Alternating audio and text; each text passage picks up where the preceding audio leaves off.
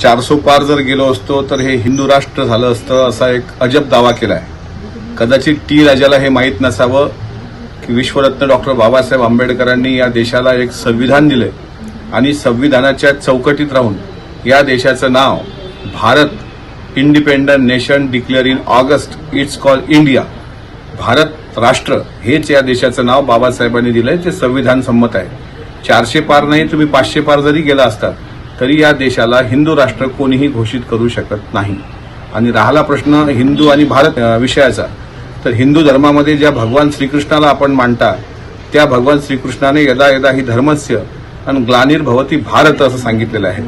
T राजाचा अभ्यास थोडा कमी आहे, त्यामुळे त्यांनी अभ्यास करावा आणि एक लक्षात ठेवावं, कोणाचीही सत्ता आली तरी हा देश फक्त आणि फक्त भारत राष्ट्र राहणार आहे, तो हिंदू राष्ट्र किंवा इस्लाम राष्ट्र होऊ शकणार नाही।